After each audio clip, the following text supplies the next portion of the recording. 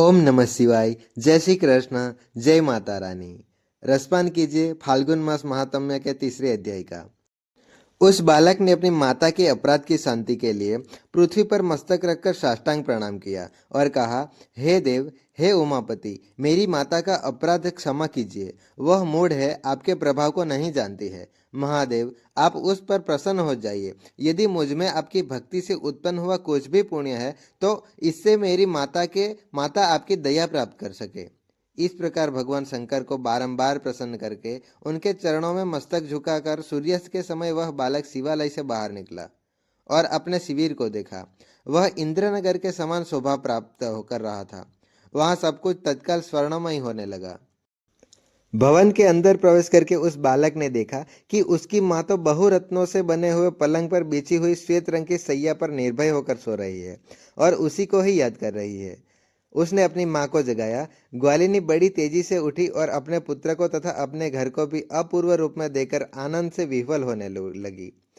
पुत्र के मुख से गिरजापति शंकर जी का वह साक्षात प्रसाद सुनकर ग्वालिनी ने राजा को सूचना दी, जो नित्य निरंतर भगवान शिव के भजन में ही लीन रखते हैं। पुत्र के मुख से गिरजापति शंकर जी का वह साक्षात प्रसाद सुनकर ग्वालिनी ने राजा को सूचना दी, जो नित्य निरंतर भगवान शिव के भजन में ही लगे रहते थे।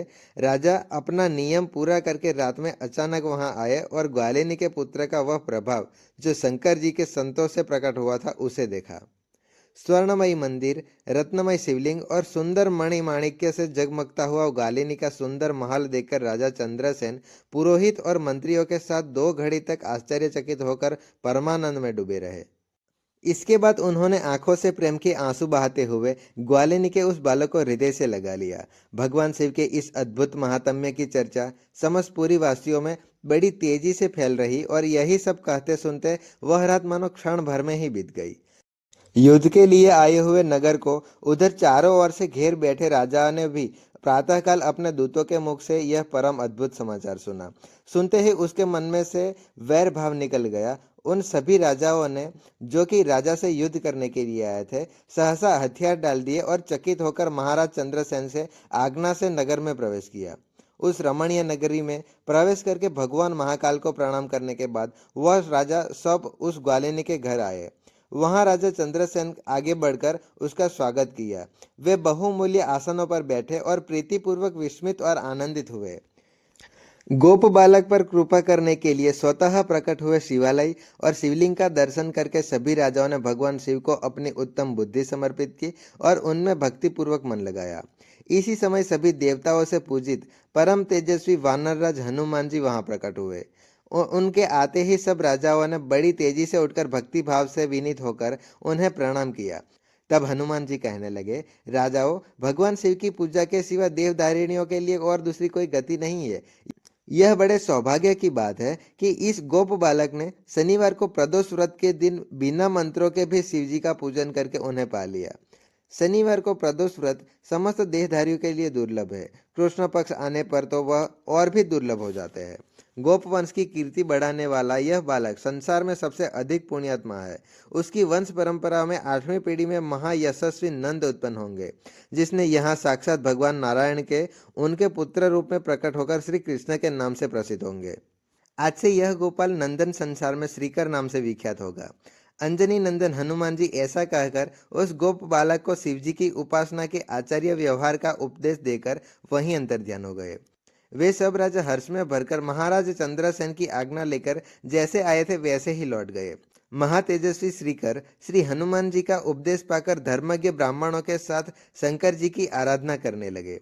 समयानुसार भक्त श्रीकर गोप तथा राजा चंद्रसेन दोनों ने भक्तिपूर्वक शिव जी की आराधना करके परम पद प्राप्त किया। यह परम पवित्र उपाख्यान कहा गया है। यह गोपनीय रहस्य सुयश और पुण्य वृद्धि को बढ़ाने वाला है तथा गौरीपति भगवान शिव के चरणारविंद में भक्ति भाव को बढ़ाने वाला और पापों का नाश करने वाला है।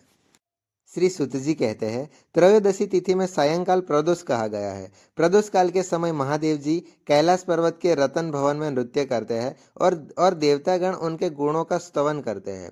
इसीलिए धर्म, अर्थ, काम और मोक्ष की इच्छा रखने वाले पुरुषों को प्रदोष काल में नियम पूर्वक भगवान शिव की पूजा, होम, कथा और गुणगान करना चाहिए। दरिद्रता के अंधकार से अंधे और भवसागर में डूबे हुए संसार भय से भीर मनुष्यों के लिए यह प्रदोष व्रत पार लगाने वाली नौका है। भगवान शिव की पूजा करने से मनुष्य दरिद्रता, मृत्यु, दुख और पर्वत के समान भारी ऋण भार को जल्द ही दूर करके संपत्तियों से पूजित हो जाता है। विदर्भ देश में सत्यरथ नाम से प्रसिद्ध एक राजा थे, जो सब धर्मों में तत्पर, धीर, सुशील और सत्य प्रतिज्ञ थे। धर्मपूर्वक पृथ्वी का पालन करते हुए उनका बहुत सा समय सुखपूर्वक बीत गया। फिर साल्वा देश के राजाओं ने विदर्भ नगर पर आक्रमण करके उसे चारों ओर से घेर लिया। अपनी पुरी को शत्रुओं से घिरी हुई देखकर विदर्भ राजा विशाल सेना के साथ युद्ध के लिए आए। बहुमत साल्वा देशी क्षत्रियों के साथ राजा का बड़ा भीषण युद्ध हुआ। साल्वा की बहुत बड़ी सेना मारी गई, परंतु अंत में विदर्भ राज भी मारे गए। मंत्रियों सहित उस महारथी वीर राजा के मारे जाने पर मरने से बचे हुए सैनिक भाग खड़े हुए। उस समय विदर्भ राज की रानी सत्यरंजन से निकलकर पश्चिम दिशा की ओर चली गई। उस समय वह गर्भवती थी। प्रातःकाल होने पर धीरे धीरे मार्ग से जाती हुई उस साध्वी रानी ने बहुत दूर का रास्ता तय कर लेने के बाद एक स्वच्छ तालाब देखा और वह उसके किनारे शोभा पाने वाले एक जटादार वृक्ष के नीचे बैठ गई। भाग्यवश उस निर्जन स्थान में वृक्ष के नीचे ही पतिव्रता रानी ने उत्तम गुणों से युक्त शुभ मुहूर्त में एक पुत्र को जन्म दिया। इसके बाद अत्यंत प्यासे व्याकुल होकर वह सुंदर अंगों वाली रानी जलाशय में उतरी। इतने में ही एक बड़े भारी मगरमच्छ ने आकर उसे अपना ग्रास बना लिया। वह बालक तो पैदा होते ही अपने माता पिता के साथ हीन हो गया और भूख प्यास से पीड़ित होकर उस सरोवर के किनारे जोर जोर से रोने लगा। वह नवजात शिशु जब इस प्रकार से रो रहा था, उसी समय भाग्यवश वहां एक श्रेष्ठ ब्राह्मणी आ पहुंची। वह भी अपने 1 वर्ष के बालक को गोद में ले गए हुए थी और ब्राह्मणी निर्धन और विधवा थी। घर घर भीख मांगकर अपना जीवन बिताती थी। उसका नाम उमा था। उस सती साध्वी ने उस राजकुमार को देखा। उसे अनाथ की तरह रोता हुआ देखकर उसने मन ही मन विचार किया, अहो, यह तो बड़े आश्चर्य की बात दिखाई देती है कि यह नवजात शिशु जिसकी नाल भी अभी तक नहीं कटी हुई है, यहाँ पड़ा हुआ है। इसकी माता कहाँ चली गई? न इसका पिता है, न कोई बंधु बांधव आसपास है। यह दिन अनाथ बालक कर बिना बिस्तर के भूमि पर सो रहा है। यह चांडाल का पुत्र है या शूद्र का, वैश्य का बालक है या फिर ब्राह्मण का, या फिर क्षत्रिय का शिशु है? इसका निश्चय कैसे किया जाए? मैं इस शिशु को उठाकर अपने सगे पुत्र की तरह अवश्य ही पाल सकती हूँ, परंतु यह किस कुल का है, यह न जानने के कारण इसे छूने का साहस तो मुझे नहीं होता। वे पतिव्रता ब्राह्मणी जब इस प्रकार कह रही थी कि उस समय कोई सन्यासी महात्मा वहां आ गए। वे ऐसे दिख रहे थे मानो साक्षात शंकर जी ही हो। उन श्रेष्ठ भिक्षुक ने उस स्त्री से कहा, हे ब्राह्मणी, दुख न करो, हृदय के संशय के दूर करके इस बालक की रक्षा करो, इससे तुम्हें शीघ्र परम कल्याण की प्राप्ति होगी। ऐसा कहकर वे दयालु भिक्षु तुरंत वहां से चले गए। उनके जाने के बाद ब्राह्मणी ने विश्वास पूर्वक उस बालक को लेकर अपने घर की ओर प्रस्थान किया। उस राजकुमार का ब्राह्मणी ने अपने बेटे के समान ही पालन पोषण प्रारंभ कर दिया। एक चक्रा नामक नगर में उस ब्राह्मणी का घर था। वह भिक्षा के अन्न से ही अपने पुत्र और राजकुमार को भी पालने लगी। ब्राह्मणों ने ब्राह्मणी के तथा राजकुमार के पुत्र का भी संस्कार किया। अब वे दोनों सर्वत्र सम्मान पाकर दिन ब दिन बढ़ने लगे। समय आने पर उनका उपनयन संस्कार हुआ। अब वे दोनों बालक एक साथ रहकर नियमों का पालन करने लगे। दोनों माता पिता के साथ प्रतिदिन भिक्षा के लिए जाते थे। एक दिन वह ब्राह्मणी उन दोनों बालकों के साथ भीख मांगती हुई देवयोग से देव मंदिर में पहुंच गई। वहां बड़े बूढ़े ऋषि मुनि रहा करते थे। उन दोनों बालकों को देखकर प्रथम बुद्धिमान सांडिल्य नामक मुनि बोलने लगे, अहो, देव का बड़ा बल विचित्र है। कर्मों का उल्लंघन करना किसी भी जीव के लिए अत्यंत कठिन है। देखो न, यह बालक दूसरी माता की शरण लेकर भिक्षा से अपना जीवन निर्वाह कर रहा है। उस ब्राह्मणी को ही श्रेष्ठ माता के रूप में पाकर यह ब्राह्मण बालक के साथ ही ब्राह्मण भाव को प्राप्त हो गया है। सांडिल्य मुनि का यह वचन सुनकर ब्राह्मणी को बड़ा आश्चर्य हुआ। उसने भरी सभा में मुनि को प्रणाम करके कहा, हे ब्राह्मण, एक सन्यासी के कहने पर ही मैंने इस बालक को अपने घर ले आई हूँ। हालांकि अभी तक इससे कुल का पता नहीं लगा, फिर भी मैं इस पुत्र की तरह ही इससे पालन पोषण करती रही हूँ। आप ज्ञान के नेत्र से इसके देखते हुए कहो, हे मुनिवर, इसलिए मैं आपसे यह जानना चाहती हूँ कि यह बालक किस कुल में उत्पन्न हुआ है और इसके माता पिता कौन है।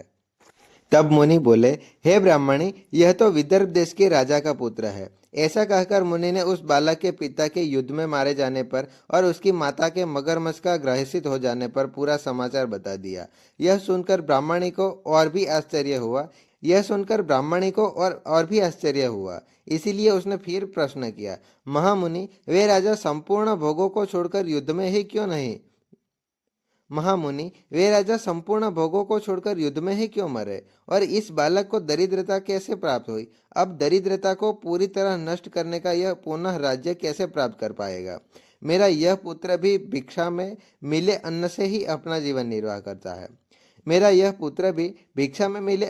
ही अपना जीवन निर्वाह करता है। इसीलिए इसके दरिद्रता के निवारण का भी उपाय बताइए। आज का अध्याय यहाँ पर संपन्न होता है। हरे कृष्णा, हर हर महादेव।